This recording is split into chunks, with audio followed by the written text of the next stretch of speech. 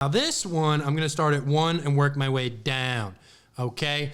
Number 1, the Boston Celtics. I mean, we've talked about it already. I mean, what do we need to discuss here?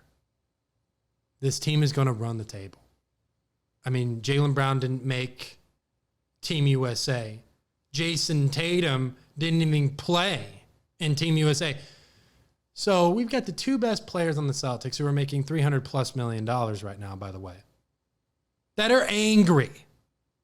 I don't want that. We don't need, the league doesn't need that. The league doesn't need that. I think they're going to go back-to-back. It's a guarantee. Unless someone gets hurt, it's a guarantee, I think. There's no team in the East that could touch the Celtics. Who? The Knicks, who they just beat by 23? I mean, please. Stop it. That's not happening. The Sixers, stop it. Joel Embiid, which, by the way, glad I brought this back up. Because almost slipped my mind. The Sixers are undergoing an investigation right now with Joel Embiid. So what is going to happen with that? Are they going to go in there and show he's not healthy to play? Or the procedures of him to get back on the court aren't correct? I mean, this is what's happening. And if you ask me, Embiid shouldn't even played Team USA. I mean, the fact that he went, practiced, played in Paris this summer shows he doesn't care about the Sixers. And this process is frozen with Embiid injured. How long is this process going to go on in Philly? How long is this going to take? I mean, I don't know how much longer I'm going to be alive for this thing. I mean, this thing could be ending by the time I don't even know when. When I go to the moon or something. I mean, it might take that long.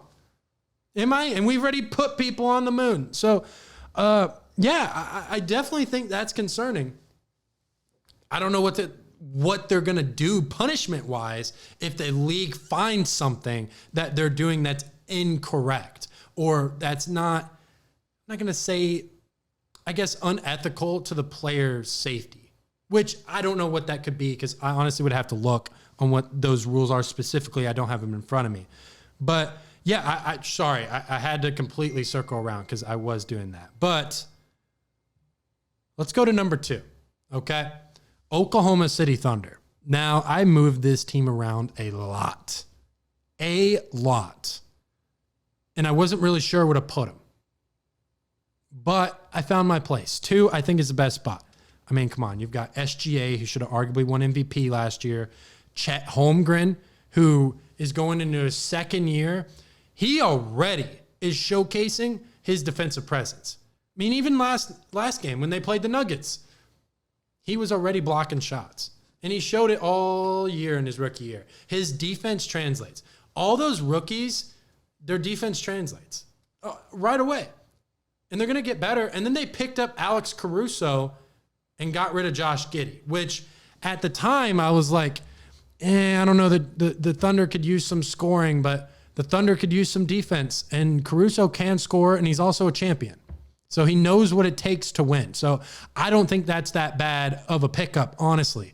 I mean, if you ask me, I think Caruso makes them definitely more of a title contender than with Giddey. So, but no one thought they were going to take the leap that they took last year. So maybe I should take that back because no one thought the Thunder were going to be a number 1 seed in the postseason. I mean, this year, now they got all the expectations on them. Now they got everything in front of them. There's no excuses now.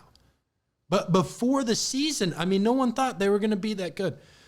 Number 3, I got the Minnesota Timberwolves, which honestly, against the Lakers, I wasn't really that impressed. I mean, I don't know. I feel like Julius Randle and Anthony Edwards just look dysfunctional to me. I mean, I don't know if it's just me, but it looks a little dysfunctional. The spacing looks weird. It doesn't look like the Minnesota Timberwolves with Karl-Anthony Towns last year. It doesn't look like that at all. So that's probably the one thing I will say about the Timberwolves is that they kind of have not, but it's only one game because, I mean, last night, Randall and Ant had 30 apiece. So that's why they're top 3. right there because they can figure it out. And they also got Dante DiVincenzo. They drafted Rob Dillingham out of Kentucky. They got some balance to this offense, and they have a good front court. So, they still got Rudy there. So, the Timberwolves are still a good team. The Knicks, number 4. Mikal Bridges in that weird shot. I don't know why he changed it. He was fine. He was literally fine. And then he had to go change it. Like, why? Why would you do that? You were one of the best shooters in the league. You were consistent on Phoenix. You were consistent on the Nets. Don't come into New York and change your game. I don't want to see that. I don't want to see you change your game. And then Cat, of course. Number 5, Denver. I've got Denver at 5 here. They got Russell Westbrook in the offseason, which that'll be a curious dynamic because obviously Russ brings energy, but does he bring enough offense? I don't think he does. I don't think he brings enough offense. And he's old. He's in the back end of his career now. I think Russ is a guy who can come off the bench, give you some energy, but don't expect anything else out of him. Mavericks at 6. Honestly, I think the Mavericks defense to me is why they're not higher. They did lose Derrick Jones Jr. and they got Klay Thompson, but that doesn't help him on the defensive end of the ball, which by the way, he hit 6 threes against the Spurs in his debut. He looked pretty good. I don't know. The Mavericks are fine. Like they're still one of the best teams in the West. But Klay Thompson needs to be Klay Thompson. He doesn't have to do anything. You just got to be there and shoot. That's all you paid Klay Thompson for. And then you picked up Spencer Dinwiddie again, who was a pretty big piece for that run to the conference finals in 2022. And then let's go to the Bucks. The Bucks suffered a first-round exit. That's my number 7 team to the Pacers last year. Giannis just hasn't been able to stay healthy in the playoffs. And then they're already starting out with Chris Middleton. He's not healthy. So the Bucks, all it comes down to is health in a lot of teams. Doc Rivers enters his first full season with the Bucks. So, hopefully he can have a little more chemistry with his team, more time. But yeah, I don't know. Chris Middleton's sidelined to start the year, but I'm sure he'll come back. And then the Sixers at 8. I did just go on a complete rant about them. They lost in the first round to the Knicks last year. There was a lot of people that were saying the Sixers this year could win the title, and I just don't see it. I don't see it. Paul George, can't rely on him. Tyrese Maxey, probably the only guy you can really rely on. And then Embiid. And Embiid's the question mark because when he's healthy, he's arguably the best player in the league, but he's never healthy. So, I hate teams like that. I really hate teams who are like, well, what if they're healthy? What if, anything? What if he made a 3? He'd had 3 points. What is going on, with this logic? And I get it because there's so many questions around the Sixers to stay healthy, which they haven't been able to do ever.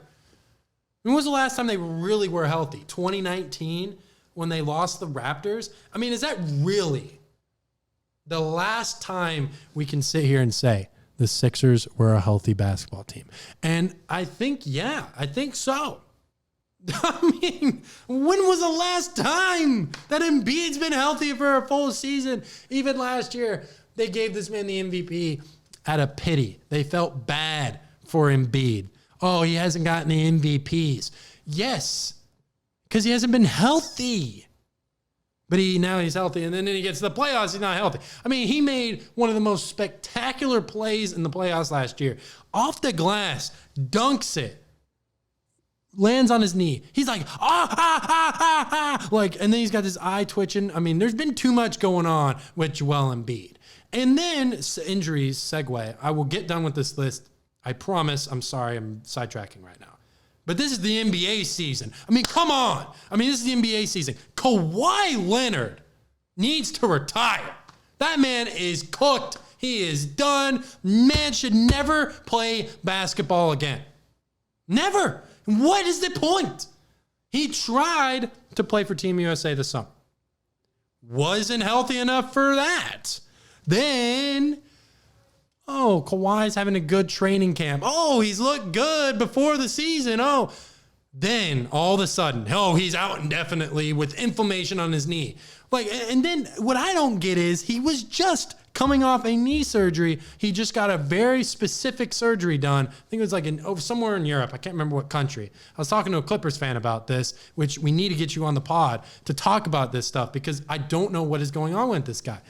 But apparently he was telling me, the Clippers fan, he's like, yeah, Kawhi, he's got probably one of his best surgeries from a knee injury. They're trying this new thing where athletes with serious knee injuries can come back and actually perform the way they should have. And I'm like, okay, that'd be cool. Let's see how it works. Apparently it didn't work because he's ready hard. Or maybe they're just waiting 20 games and he'll play. But even if he plays 20 games, Kawhi Leonard's still going to miss time. I mean, it's going to happen. So I apologize, guys. So number 9, Indiana Pacers. Now, they made it to the conference finals last year. They made that trade for Pascal Siakam. They made a lot of moves, and they kept a lot of the same pieces. And Tyrese Halliburton, to me, is emerging himself as a top 10 player in the NBA. I think he's top 15. He does a lot of things as a point guard. He facilitates. He finds guys that are open. He can also score. He can shoot the basketball. He can rebound. He can play great on-ball defense. This Pacers team right here could make another run. They're scrappy. They're gritty. They have that culture like the Heat do. Doesn't matter what kind of talent they have, they're going to make the playoffs and they're going to try to make something out of it. And then number 10, Sacramento Kings. They picked up DeMar DeRozan, which was a huge move this offseason and an overlooked offseason move, if you ask me. No one's talked about DeMar DeRozan going to the Kings. And when I've heard people talk about it, they're like, I don't like it. And honestly, I'm not sure if I'd like it either because the spacing is weird. De'Aaron Fox is not really a point guard with a great three-point shot. I mean, yeah, can he shoot it? But it's not his role. DeMar DeRozan is not a three-point shooter. Sabonis, he is not a three-point shooter. But I feel like when it comes down to DeMar DeRozan, he is going to be more useful in clutch time situations where you need a bucket and you need to score or you need to tie it up. Something like that. He's going to give this Kings team experience to get over the hump because the Kings have been knocking on the door of getting out of the first round for the last couple years now. So I feel like the Kings are a good team. I feel like they have enough. And I also think Mike Brown's a good coach. He has a good culture. I like this team. I think they're good. And I think DeMar DeRozan, we'll see if he's enough. I mean, they got a big three with DeMar DeRozan, De'Aaron Fox, and Sabonis, all-star level players. They should be good.